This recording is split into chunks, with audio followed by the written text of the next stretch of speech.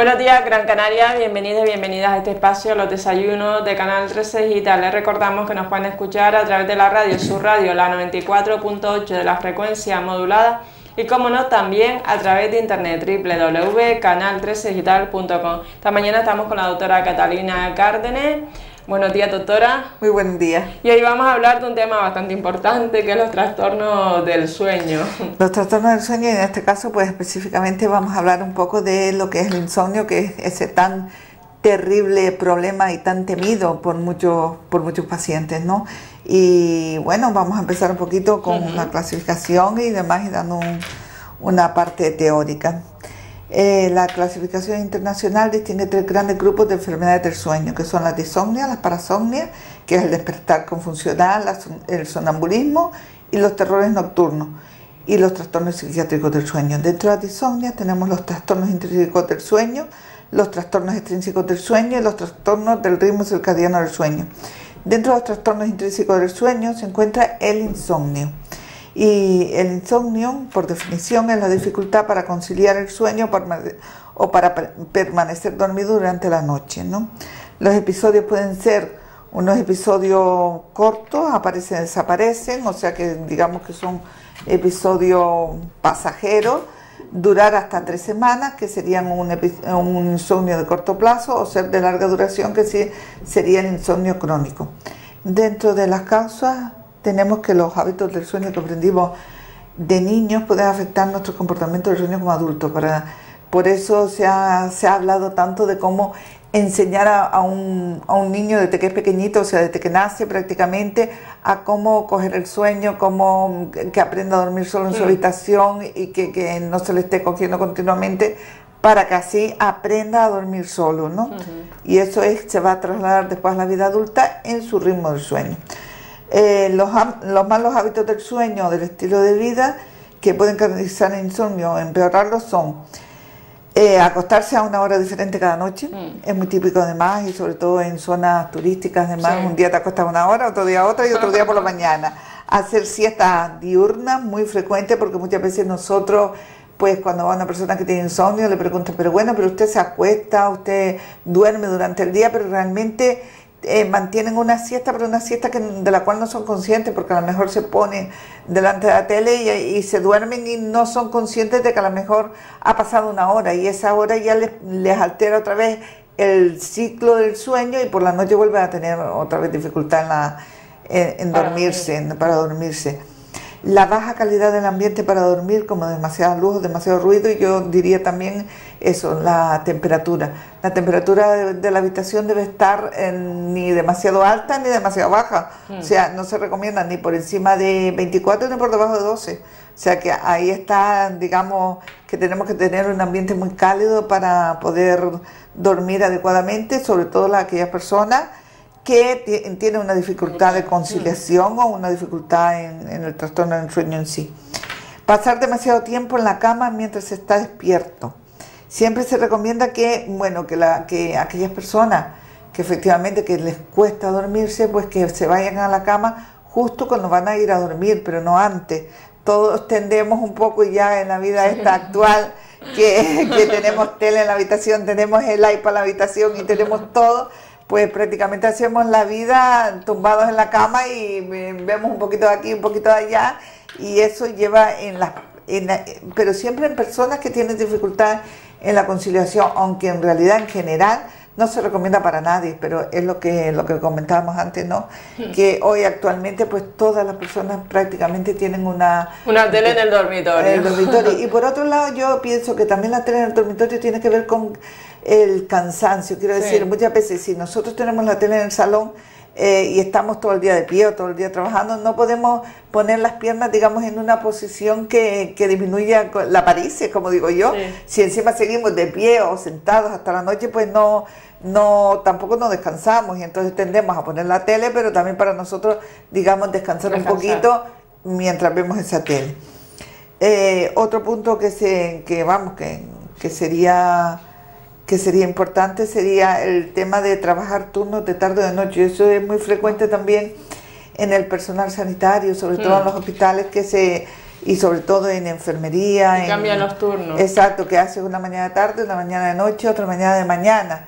Y eso hace que efectivamente el ritmo del sueño, exacto, circadiano del sueño, se altera totalmente. O sea, pasar de estar trabajando de noche a estar trabajando de mañana es que después tienes que coger el sueño de nuevo por la noche, y eso es una situación difícil. Yo pienso que bueno, que eso debería estar, digamos, prácticamente no prohibido, porque tiene que haber un turno de tarde y de noche, pero sí optativo. Quiero decir que hay gente que le gusta trabajar de tarde, hay gente que le gusta trabajar de noche, y que se reparta de esa manera para que así la gente pueda cambiar el ciclo al que quiere, ¿no? Pero que sea siempre continuo, el mismo. Si una, por ejemplo, los vigilantes de seguridad y demás siempre trabajan de noche, por tanto el ciclo lo tienen cambiado a la mañana y vuelve otra vez de noche, pero siempre trabajan de noche. Pero si trabajasen un día de mañana, otro día de tarde, otro día de noche, ya cuando llegan al fin de la mayoría, bueno, yo digo la mayoría siempre trabajan de noche, o siempre trabajan de mañana, o siempre trabajan de, ¿sabes?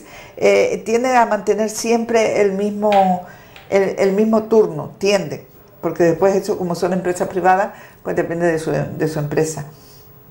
No hacer suficiente ejercicio, y es verdad que muchas personas creen que haciendo ejercicio, caminando justamente pues muy tarde, cuando prácticamente se van a ir a la cama, pues van a dormir mejor, y no se recomienda hacer ejercicio entre 4 y 5 horas antes de irse a la cama. Por tanto, hay que caminar, hacer ejercicio por la tarde, pero no por la noche. No, pues bueno, voy a correr después de cenar a las 8 o a las 9, a las 10, y después me acuesto. No, porque entonces los va a dejar tan despejaditos que no cogen el sueño, efectivamente.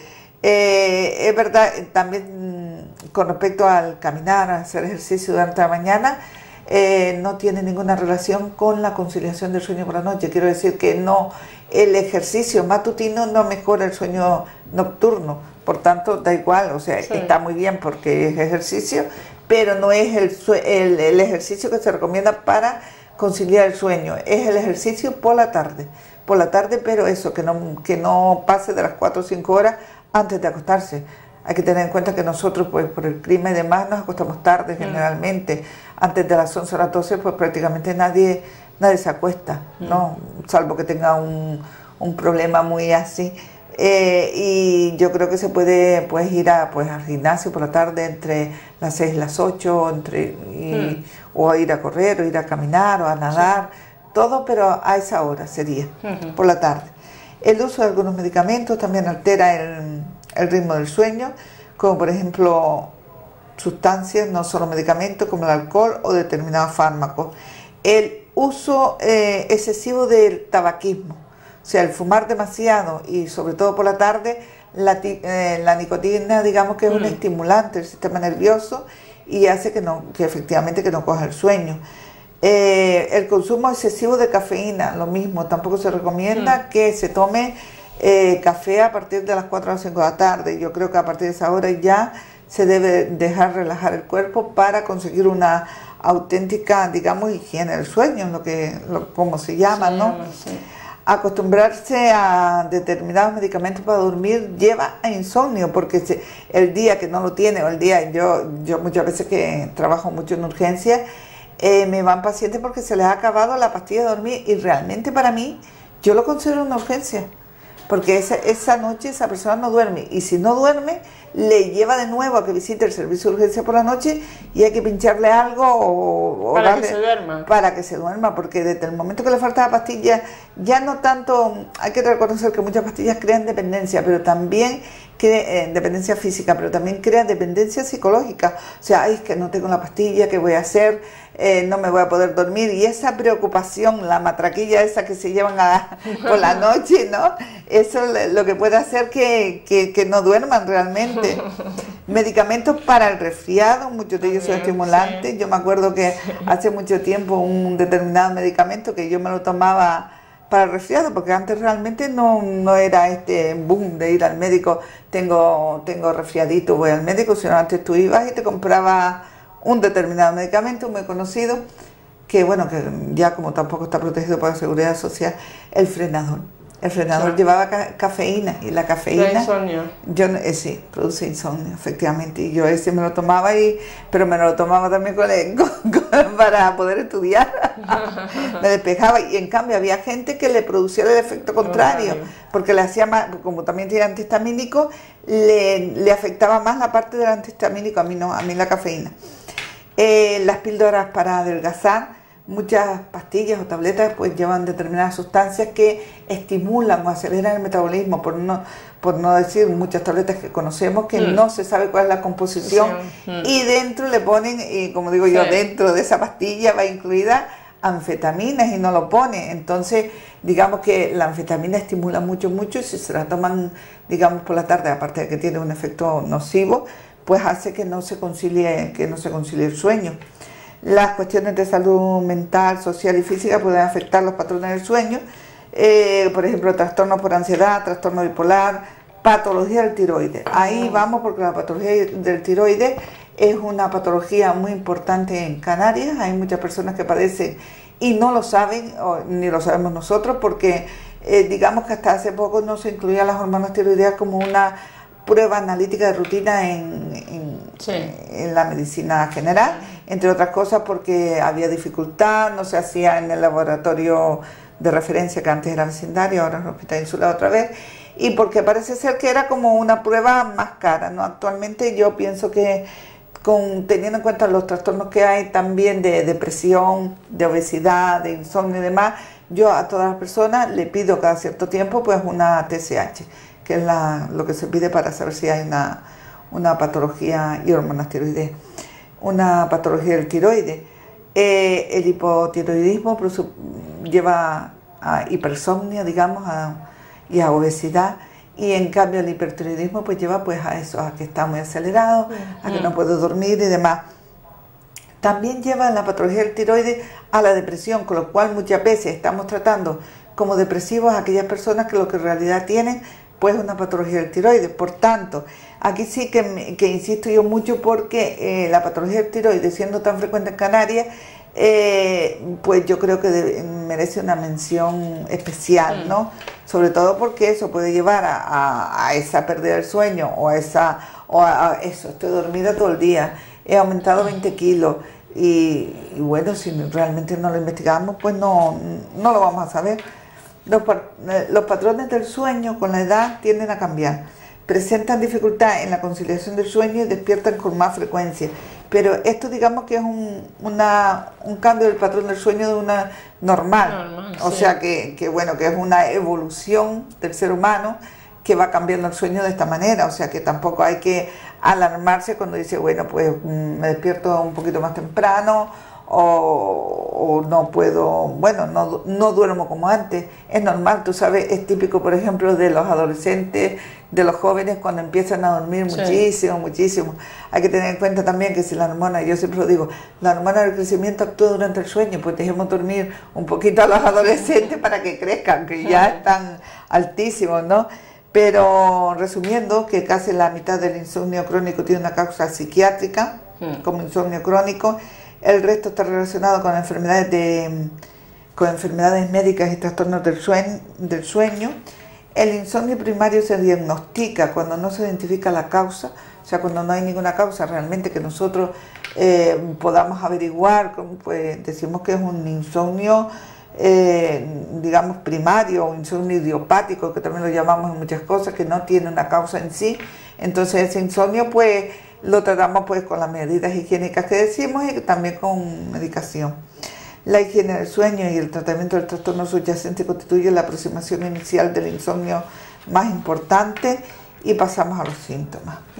Dentro de los síntomas tenemos que el insomnio presenta dificultad para quedarse dormido en la mayoría de las noches, sentirse cansado o quedarse dormido durante el día. Es fundamental esta pista que muchos pacientes notan, ¿no? Que durante el día, pues eso, que se sienten como muy cansados, y que, bueno, las personas que lo reconocen, que se llegan a quedar dormidos, pues en cualquier sitio, hasta en el trabajo, o sea que es muy, digamos que llega a ser una situación de peligro, porque también se pueden quedar dormidos en la carretera, en situaciones en las que trabajan con maquinaria pesada, dificultosa y demás, pues efectivamente puede ser una situación de demasiado peligro. No sentirse renovado al despertar.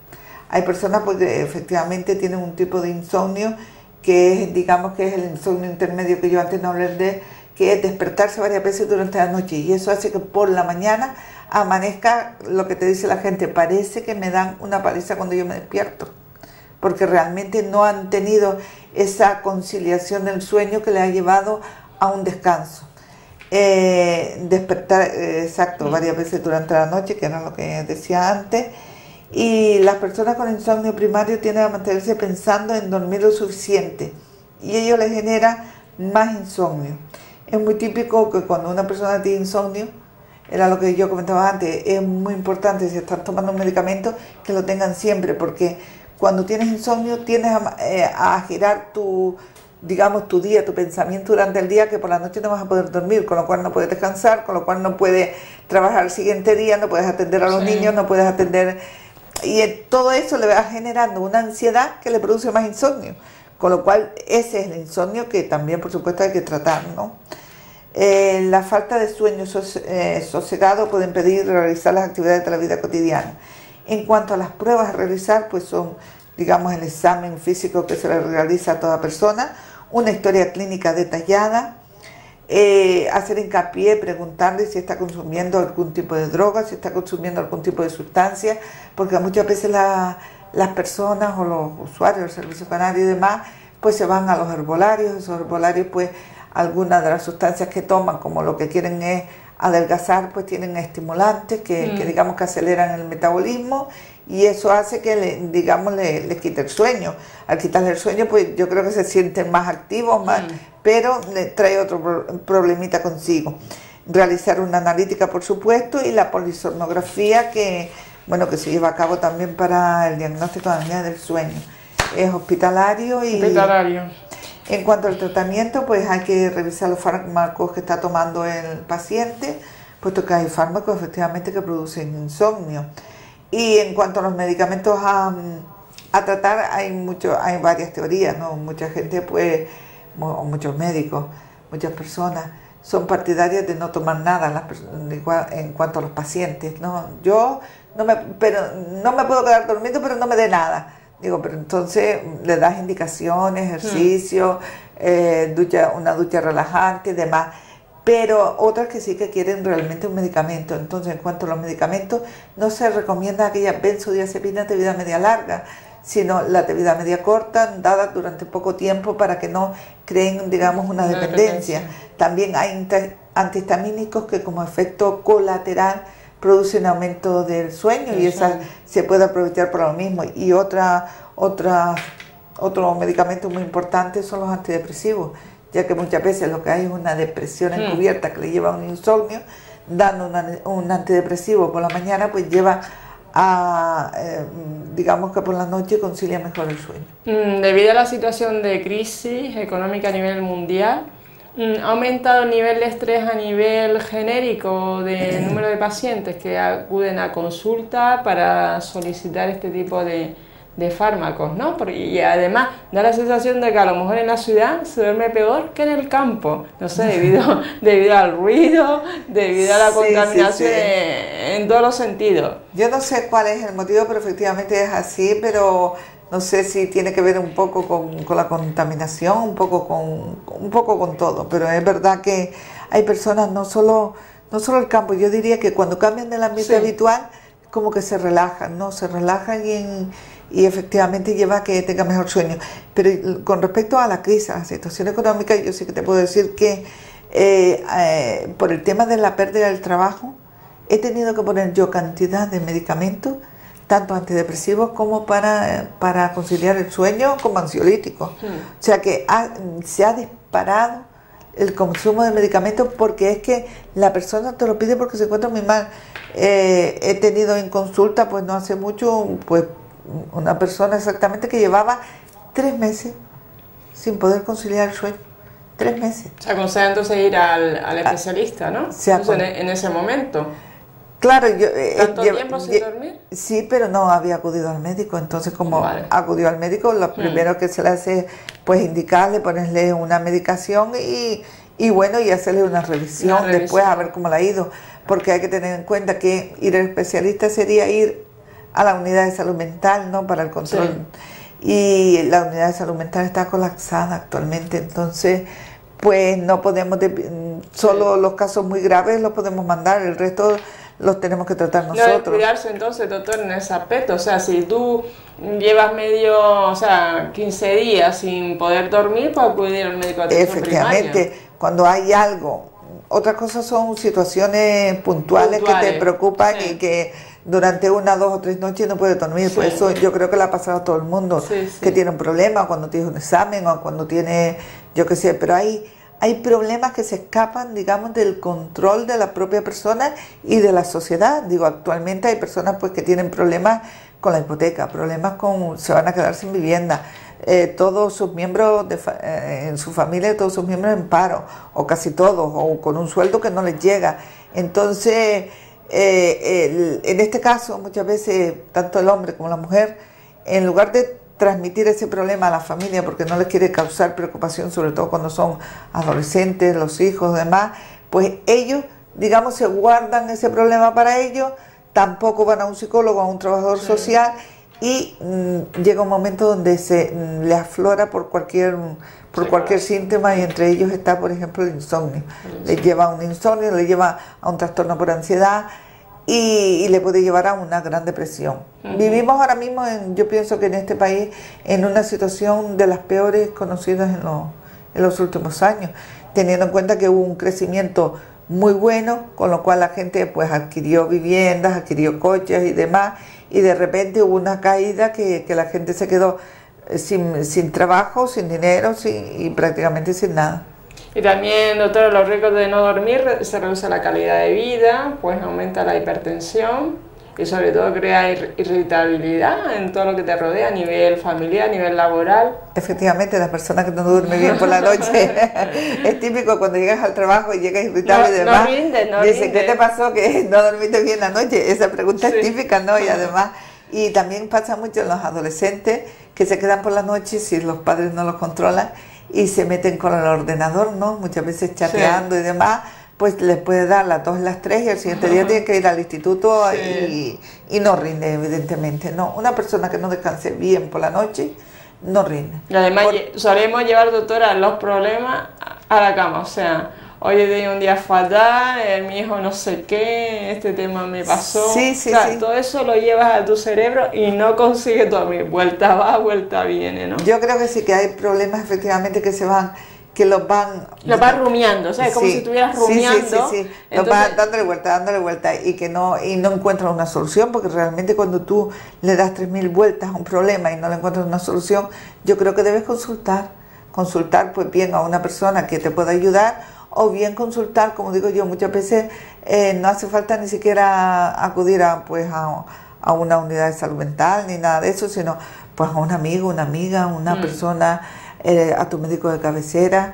En mi consulta han entrado últimamente, sobre todo a la vuelta de vacaciones, personas que como yo no había estado durante un tiempo, se me han quedado dentro de la consulta contándome realmente y han salido fenomenal su problema durante 1 hora, y yo tengo 8 minutos por paciente, pero en esa hora yo me he quedado tranquila porque he visto que esa persona se ha quedado como nueva. ¿Sabes? Que se ha quedado... Se ha reparado. Sí, se ha reparado porque realmente... y no es porque yo le ofrezca, digamos, la solución, sino que al poderlo contar y tener yo una escucha activa hacia esa persona se siente, digamos, ella misma va dando soluciones. Y entonces va dando soluciones y tú le vas orientando un poquito, pero digamos que sirve para eso, sirve para pues bueno, dice que los médicos de primaria, aquel que puso la cita previa cada 8 minutos o yo creo que no entiende lo que es el paciente confía en su médico, de toda la vida, de atención primaria, porque es el primer nivel de lo que es la atención sanitaria en definitiva, es a quien le comenta tus problemas de día a día, cuando de todo en general, hablas con el médico mientras que... Con aquel médico que le inspira confianza, porque hay médicos que le dicen pum pum, adiós, Entonces eso lleva, no, vamos. No, y hay pacientes a lo mejor que si está de vacaciones, espera que venga su médico sí, por supuesto. Eso sí es verdad. No, pero es comprensible en cierto modo, porque yo misma me lo cuestiono y yo digo, si yo hoy enfermara o tuviera un problema y tuviera que ir a un médico, iría a aquel que más me escuche, quiero decir, aquel que me dé una solución, aunque bueno, mi médico de cabecera... Sí. Lo tengo dentro de casa, pero quiero decir que si tuviera otro problema más grave o una situación de una patología ya complicada, pues iría a aquel médico ya tanto, no ya por la seguridad social o privado, como sea, pero a un médico que realmente a mí me dé esa sensación de tranquilidad, y eso es lo que muchas veces falta. También he visto que en determinados países como Suiza hay empresas que ya disponen de salas para que sus ejecutivos hagan una siesta sí, eso sí lo he visto. Unos 30 minutos. Consideran que es reparador, que no es negativo y es algo que hemos importado, ¿no? Es curioso como efectivamente... 20 minutos, ¿no? Como mucho. Como digo yo, que eso es aprovechar los recursos humanos, porque al ponerle ese momento de relax, lo que se hace efectivamente... es que potencia la eficacia de ese trabajador, exacto, ¿no? potencia la eficacia, invirtiendo en salud laboral. Efectivamente. Y entonces ese paciente pues va a estar más contento, más descansado, más relajado. Pero yo he visto aquí empresas donde lo que se hace es todo lo contrario, ¿no? Si pueden, te ponen, por ejemplo la mía, paciente, te pasas urgencias, no puedes desayunar, no puedes ir al baño y a ser posible pues te ponen prácticamente... un control estricto de tu actividad. Eso, hombre, a la larga pues te lleva pues a una situación que no insostenible. Insostenible hasta que tú tienes que plantarte y decir, pues mira, esto no puede ser así porque estamos tratando con personas. Entonces, al estar tratando con personas, yo creo que lo que se debe valorar en el caso nuestro, por ejemplo, en nuestra profesión, ya que somos la puerta de entrada efectivamente de todos los problemas que hay digamos en cada municipio, en cada sitio, en cada barrio, pues lo que se debe potenciar es que el médico, que en este caso más directamente primero al médico, esté lo más relajado posible, que tenga un ambiente agradable y que no se le esté achuchando, porque si achuchando, como dicen los canarios, porque si nosotros, vamos a ver, hay que entender la situación del médico. El médico está estresado, o sea, el médico actualmente vive una vida de estrés, porque le estresa a la empresa, le estresa al paciente, le estresa los controles que tiene, pues si tienes que llevar a estos parámetros, no debes consumir tanto porque hay que hacer un control del gasto del medicamento, hay que hacer un control del tiempo, hay que hacer un control, entonces ya tú entras en la consulta que parece que es que todo lo que vas a hacer son controles, boom, boom, boom, boom, y eso no es así, tú vas a hacer una consulta. Y esa consulta, por supuesto, que tú vas a cumplir los parámetros que te marca la empresa, porque tú dependes de una empresa.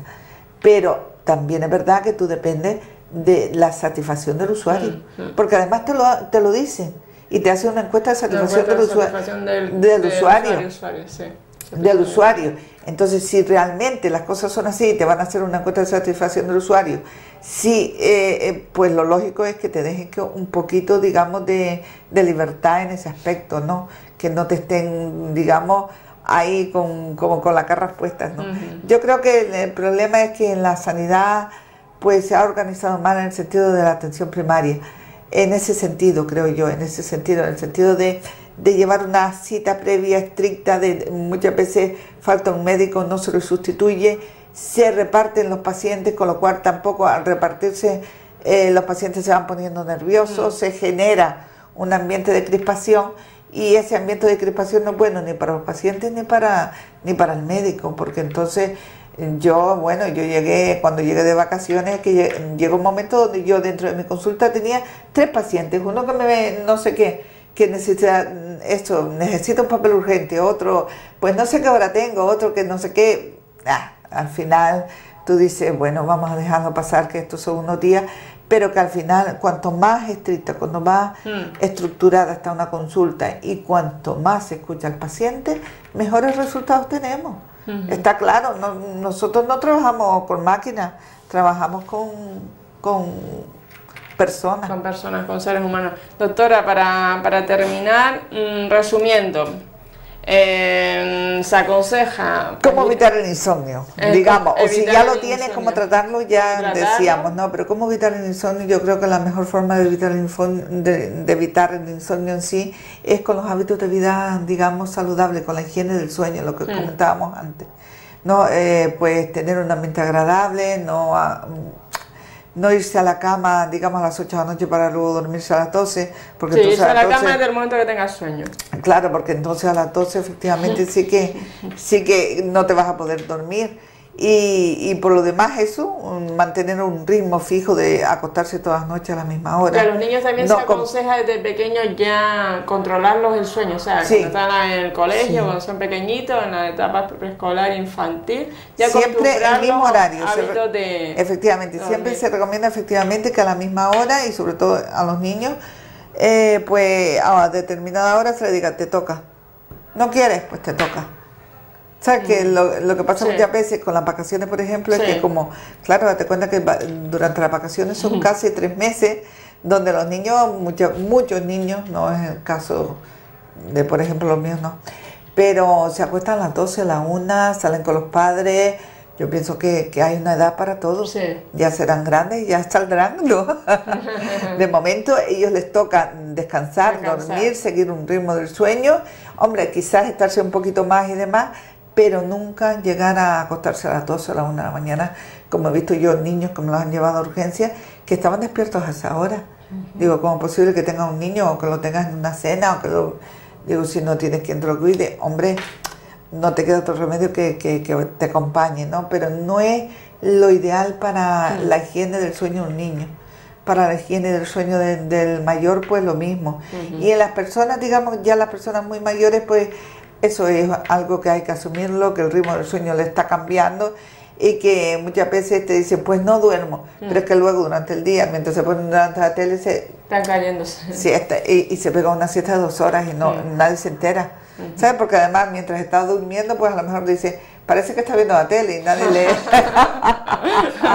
Y en realidad se está pegando ahí una dormida que no vea. Bueno, lo dejamos aquí, doctora. Gracias, muy buenos días. Gracias. Espero que la entrevista con la doctora Catalina Cárdenas, doctora de Atención Primaria del Centro de Salud de Arguineguín, haya sido sagrado. Muy buenos días, Gran Canaria.